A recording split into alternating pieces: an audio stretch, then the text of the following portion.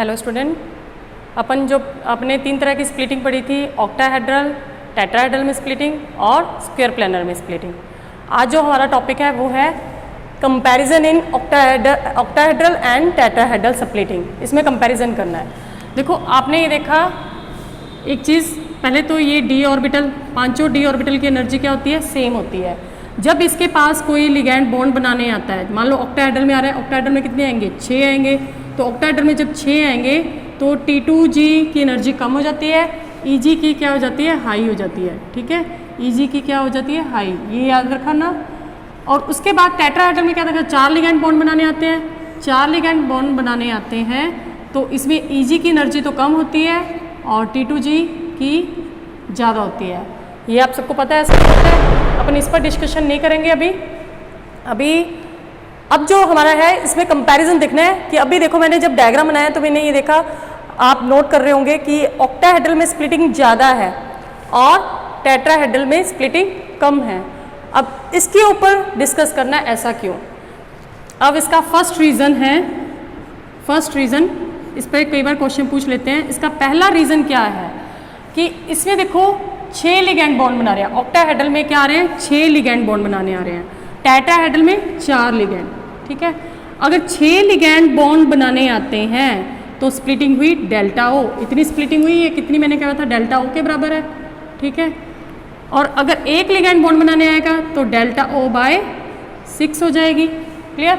अगर 4 ligand bond बनाने आएंगे तो क्या होगा, डेल्टा ओ बाय 6 इंटू 4 ये होगा। तो यानी यहाँ से क्या आ गया, 2/3 डेल्टा ओ, ये हुआ। समझ में आया इतना। मतलब ये स्प्लिटिंग जो है ये किसके लिए बात कर रहे हैं, डेल्टा टी। डेल्टा टी की स्प्लिटिंग जो है वो डेल्टा ओ से 2/3 है ना, 2/3 जो है कम हुई है। अभी ये एक ही रीज़न है, उस रीज़न से इतनी कम हुई है।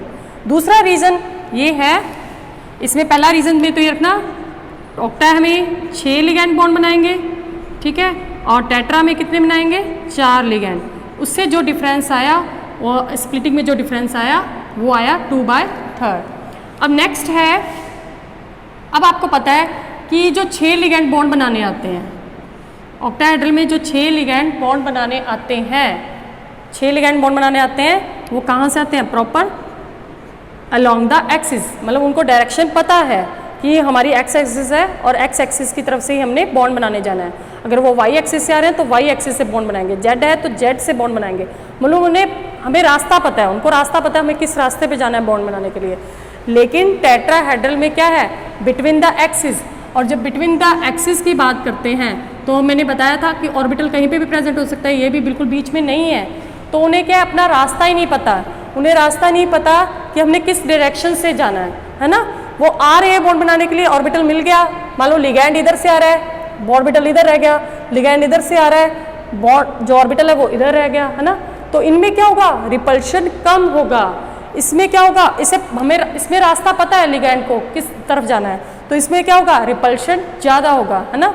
इसमें 6 लिगैंड से बहुत ज़्यादा रिपल्शन होगा और इसमें 4 लिगैंड से बहुत कम रिपल्शन होगा। 6 लिगैंड से ज़्यादा रिपल्शन हो रहा है क्योंकि प्रॉपर डायरेक्शन है लिगैंड के आने की। यहाँ पर एक तो लिगैंड कम हो गए, 4 लिगैंड को कम हो गए, सॉरी लिगैंड 4 ही रह गए, और जो डायरेक्शन है वो भी प्रॉपर नहीं है। तो अब क्या हो गया, अब इसमें रिपल्शन और भी कम हो गया। तो सेकंड रीज़न जो बना वो क्या बना, डायरेक्शन, है ना, डायरेक्शन ऑफ ओवरलैपिंग, है ना, या direction of bond formation. Bond बनने की जो डायरेक्शन है वो क्या है, ऑक्टाहेड्रल में फिक्स है कि इस डायरेक्शन से आके बॉन्ड बनाना है। तो इसलिए इसमें भी जो स्प्लिटिंग है ना वो 2/3 डेल्टा ओ क्या हो जाती है, कम हो जाती है टेट्राहेड्रल में। ठीक है, तो अब देखो 2 रीज़न है। एक पहला reason 6 ligand difference, number of ligand. पहला रीज़न क्या है, नंबर ऑफ लिगैंड। ठीक है, दूसरा रीज़न क्या है, डायरेक्शन ऑफ लिगैंड। ठीक है, पहला रीज़न नंबर ऑफ लिगैंड, दूसरा है डायरेक्शन ऑफ लिगैंड या डायरेक्शन ऑफ बॉन्ड फॉर्मेशन। तो अब कुल मिला के जो डिफरेंस रहा वो कितना रहा, डेल्टा टी। कुल मिला के जो डिफरेंस रहा है वो कितना है, delta T is equal to 2/3 into 2/3 delta O, यानी जो डेल्टा ई की स्प्लिटिंग है वो 4/9 जो है ऑक्टाहेड्रल से कम हुई है। क्लियर? तो 4 मतलब बहुत कम स्प्लिटिंग है। इसलिए देखो ऑक्टाहेड्रल में तो क्या है, स्प्लिटिंग बहुत ज़्यादा हो रही है, इस चीज़ को याद रखना। ओके, ऑक्टाहेड्रल में क्या हो रही है, स्प्लिटिंग बहुत ज़्यादा हो रही है। अब इसमें क्या हो रहा है, इसमें तो स्ट्रॉन्ग लिगैंड वीक लिगैंड का भी इफेक्ट पड़ता है। स्ट्रॉन्ग लिगैंड आ जाते हैं तो स्प्लिटिंग बहुत ज़्यादा होती है ना। आपने पढ़ा हुआ है ना, बहुत ज़्यादा अगर स्ट्रॉन्ग लिगैंड है, मान लीजिए साइनाइड है, कार्बोनिल है, तो क्या होगा, स्प्लिटिंग बहुत ज़्यादा हो जाएगी। स्प्लिटिंग ज़्यादा होगी तो इलेक्ट्रॉन की क्या हो जाती है, पेयरिंग हो जाती है। पेयरिंग होने से जो कॉम्प्लेक्स बनता है वो लो स्पिन बनता है। ओके, और अगर वीक लिगेंड है तो स्प्लिटिंग थोड़ी कम होगी तो इलेक्ट्रॉन ऊपर भी चल जाएंगे, तो उससे जो कॉम्प्लेक्स बनेगा वो कौन सा बनेगा, हाई स्पिन। लो स्पिन और हाई स्पिन मतलब समझते हो, निम्न चक्रीय और उच्च चक्रीय। निम्न चक्रीय का मतलब जिसमें अनपेड इलेक्ट्रॉन की संख्या कम है। जब इलेक्ट्रॉन, यही इलेक्ट्रॉन जब ऊपर जाना शुरू हो जाए, मान लीजिए ठीक है 6 इलेक्ट्रॉन है, 1 2 3 4 5 6, यानी वीक लिगैंड की प्रेजेंस में जब ऊपर कॉम्प्लेक्स गए तो अनपेड इलेक्ट्रॉनों की संख्या बढ़ गई ना, तो इसे बोलते हैं हाई स्पिन कॉम्प्लेक्स। तो वीक फील्ड की प्रेजेंस में क्या बनते हैं, हाई स्पिन कॉम्प्लेक्स बनते हैं, और स्ट्रॉन्ग लिगैंड की प्रेजेंस में क्या बनते हैं, लो स्पिन कॉम्प्लेक्स बनते हैं इन ऑक्टाहेड्रल कॉम्प्लेक्स। ये जो बात कर रही हूँ मैं ऑक्टाहेड्रल कॉम्प्लेक्स के लिए बात कर रही हूँ। लेकिन टेट्राहेड्रल में हमने क्या देखा, ऑलरेडी स्प्लिटिंग कम है। अगर स्ट्रॉन्ग लिगैंड भी आ जाएगा तो स्प्लिटिंग कितनी बढ़ेगी, इसके जितनी तो नहीं पहुंच सकती ना। तो इसमें अगर स्ट्रॉन्ग लिगैंड भी आता है तो भी स्प्लिटिंग बहुत ज़्यादा नहीं बढ़ती। तो इसलिए टेट्राहेड्रल में हमेशा हाई स्पिन कॉम्प्लेक्स बनते हैं, उसमें स्ट्रॉन्ग लिगैंड वीक लिगैंड का कोई इफेक्ट नहीं पड़ता। ठीक है, टेट्राहेड्रल में अगर 4 लिगैंड आ रहे हैं तो क्या होंगे, हाई स्पिन कॉम्प्लेक्स बनेंगे, और अगर 6 लिगैंड आ रहे हैं तो क्या बनेंगे, ऑक्टाहेड्रल कॉम्प्लेक्स बनेगा। ठीक है, अब बात करते हैं, ये एक चीज़ नोट कर लेना कि ऑक्टाहेड्रल में तो क्या 2 तरह के कॉम्प्लेक्स बन सकते हैं, हाई स्पिन और लो स्पिन कॉम्प्लेक्स बन सकते हैं। हाई स्पिन कब बनेंगे, जब वीक लिगैंड होगा, ठीक है, जिससे क्या होगी, स्प्लिटिंग क्या होगी, कम होगी। और लो स्पिन कब बनेंगे, जब स्ट्रॉन्ग लिगैंड होगा। स्ट्रॉन्ग लिगैंड की प्रेजेंस में क्या बनेंगे, लो स्पिन कॉम्प्लेक्स बनेंगे। लेकिन जब टेट्राहेड्रल होगा तो टेट्राहेड्रल में फिक्स है कि क्या होगा, हाई स्पिन कॉम्प्लेक्स बनेंगे, हाई स्पिन कॉम्प्लेक्स बनेंगे। लिगैंड कैसा भी हो, चाहे वीक हो चाहे स्ट्रॉन्ग हो, हमेशा ही हाई स्पिन कॉम्प्लेक्स बनेंगे। ठीक है, अब आता है कि अगर ऑक्टाहेड्रल टेट्राहेड्रल का कंपैरिजन करें तो टेट्राहेड्रल में स्प्लिटिंग कम है, ऑक्टाहेड्रल में ज़्यादा है। फिर भी अगर हम जितने भी कॉम्प्लेक्स नॉन है ना, हमें ज्ञात है, हम पढ़ते हैं, स्टडी करते हैं, उनमें ज़्यादा क्या होता है, ऑक्टाहेड्रल, यानी कि इससे हम कह सकते हैं ऑक्टाहेड्रल कॉम्प्लेक्स ज़्यादा बनते हैं। अब इसका कारण, इसके भी 2 रीज़न हैं कि ऑक्टाहेड्रल कॉम्प्लेक्स ज़्यादा क्यों बनते हैं। ऑक्टाहेड्रल कॉम्प्लेक्स ज़्यादा बनने का फर्स्ट रीज़न है, देखो टेट्राहेड्रल बनेगा, टेट्राहेड्रल में 4 ml बॉन्ड बनेंगे, ऑक्टाहेड्रल बनेगा इसमें 6 ml बॉन्ड बनेंगे। ये तो आपको पता है, ml बॉन्ड मतलब मेटल लिगैंड बॉन्ड। ठीक है, मेटल लिगैंड बॉन्ड। अब जितने ज़्यादा बॉन्ड बनते हैं उतनी क्या होती है, ज़्यादा एनर्जी रिलीज होती है, और जितनी ज़्यादा एनर्जी रिलीज होती है सिस्टम उतना ज़्यादा स्टेबल होता है। तो इसमें 6 ml बॉन्ड बन रहे हैं, तो 6 ml बॉन्ड बनने से उतनी ज़्यादा एनर्जी रिलीज होगी, तो कॉम्प्लेक्स उतना ज़्यादा स्टेबल होगा। इसमें क्या बन रहे हैं, 4 ml बॉन्ड, इसलिए ऑक्टाहेड्रल कॉम्प्लेक्स क्या होते हैं, ज़्यादा स्टेबल होते हैं। ठीक है, पहला रीज़न क्या है, नंबर ऑफ बॉन्ड। ठीक है, पहला रीज़न इसका क्या हुआ, number of bond. Number of bond formation आप कह सकते हो, जितने ज़्यादा बॉन्ड बनेंगे उतना ज़्यादा कॉम्प्लेक्स स्टेबल होगा। तो ऑक्टाहेड्रल में क्या है, 6 ml बॉन्ड है, इसलिए ये क्या है, ज़्यादा स्टेबल है। ऑक्टाहेड्रल कॉम्प्लेक्स ज़्यादा स्टेबल है, ये ज़्यादा बनते हैं। क्यों बनते हैं, पहला reason number of bond formation. Second reason है इसका, आपने देखा कि इसमें T2G नीचे होता है ऑक्टाहेड्रल में, है ना। अगर मैं टेट्राहेड्रल बनाऊं, ये है d ऑर्बिटल, ये आपका ऑक्टा, ये टेट्रा। ठीक है, इसमें Eg नीचे है, इसमें T2G नीचे है। और मैंने जब ये बताया था टेट्रा, टेट्रा मतलब 0.4 है ना। तो जब नीचे इलेक्ट्रॉन भरेंगे तो 0.4 एनर्जी रिलीज होगी, एक इलेक्ट्रॉन के लिए 0.4। अगर 3 इलेक्ट्रॉन नीचे जा रहे हैं तो कितनी होगी, 0.4 इंटू 3 यानी 1.2 है ना, 1.2 एनर्जी रिलीज हो रही है। अब इसमें क्या होगा, इसमें मान लीजिए अब टोटल इलेक्ट्रॉन देखो, अब इसमें जितने ज़्यादा इलेक्ट्रॉन नीचे जाएंगे उतनी ज़्यादा एनर्जी रिलीज होगी। अब इसमें क्या है, टोटल 6 इलेक्ट्रॉन जा सकते हैं, मतलब 6 इलेक्ट्रॉन नीचे जाएंगे तो 6 इलेक्ट्रॉन जितनी एनर्जी रिलीज होगी है ना, मैक्सिमम इलेक्ट्रॉन नीचे जा सकते हैं।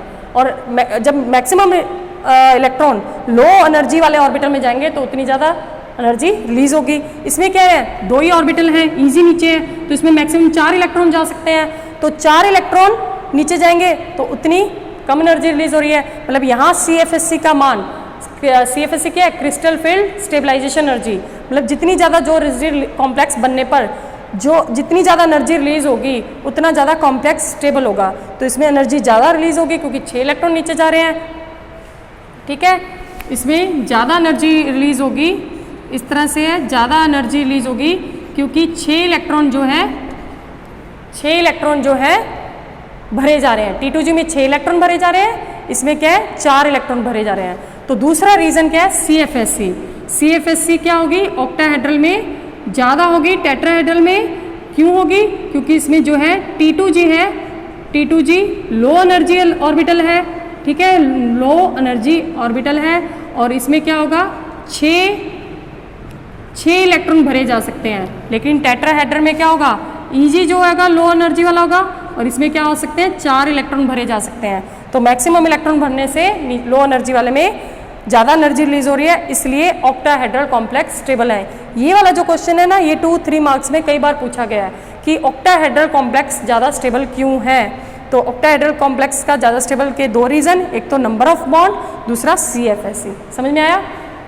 उसके बाद है हमारा कि टेट्राहेड्रल किस कंडीशन में बनते हैं। टेट्राहेड्रल कंडीशन क्या है, टेट्राहेड्रल बनने की कंडीशन जो है वो सबसे पहला टेट्राहेड्रल बनेंगे कब, जब लिगैंड का साइज, फर्स्ट रीज़न है इसका टेट्रा, या आप कह सकते हो इसकी कंडीशंस, रीज़न नहीं कंडीशंस, कि टेट्राहेड्रल बनने की कंडीशन क्या है, जब लिगैंड बहुत बड़े बड़े होंगे ना, बहुत बल्कि लिगैंड जुड़े होंगे, ठीक है, जैसे आयोडीन जुड़ा हुआ है, बहुत बड़ा लिगैंड है। तो टेट्राहेड्रल में तो 4 ही लिगैंड जोड़ने हैं, है ना। तो बहुत ज़्यादा लिगैंड, आयोडीन 4 बड़े बड़े जोड़ दिए, ये 4 लिगैंड मैंने बहुत बड़े बड़े जोड़ दिए, तो क्या होगा, ये रिपल्शन होगा इनमें, ठीक है, इनमें रिपल्शन होगा तो वो स्टेबिलिटी कम होगी, मतलब ये अनस्टेबल हो जाएंगे और जल्दी से टूट जाएंगे। तो टेट्राहेड्रल में बहुत बड़े लिगैंड जो होंगे, ये तो बहुत बड़े लिगैंड अगर जुड़े होंगे तो टेट्राहेड्रल कब बनेगा, जब लिगैंड बड़े होंगे, ठीक है, क्योंकि ऑक्टाहेड्रल में क्या है, 6 लिगैंड जुड़ने हैं, ऑक्टाहेड्रल में क्या हो रहा है, 6 लिगैंड जुड़ने हैं, और टेट्राहेड्रल में 4 ही लिगैंड जुड़ने हैं, ठीक है, टेट्राहेड्रल में क्या हो रहा है, 4 ही लिगैंड जुड़ने हैं। तो ये 6 लिगैंड जुड़ रहे हैं, तो 6 आयोडीन अगर जुड़ेंगी तो इनमें रिपल्शन ज़्यादा होगा, इसमें 4 ही आयोडीन को जोड़ना है, ठीक है, 4 आयोडीन को जोड़ना है, तो इसमें क्या होगा, रिपल्शन कम होगा। तो जो अगर बड़े लिगैंड हैं तो क्या होगा, तो टेट्राहेड्रल बनने के चांसेस होंगे, क्योंकि ऑक्टाहेड्रल में हम बड़े लिगैंड को जोड़ के 6 लिगैंड जोड़कर कॉम्प्लेक्स नहीं बना सकते, ठीक है। उसके बाद है वीक लिगैंड हैं तो क्या होगा, टेट्राहेड्रल कॉम्प्लेक्स बनेंगे। वीक लिगैंड का मतलब क्या होगा, वीक लिगैंड जैसे मैंने ये लिखा,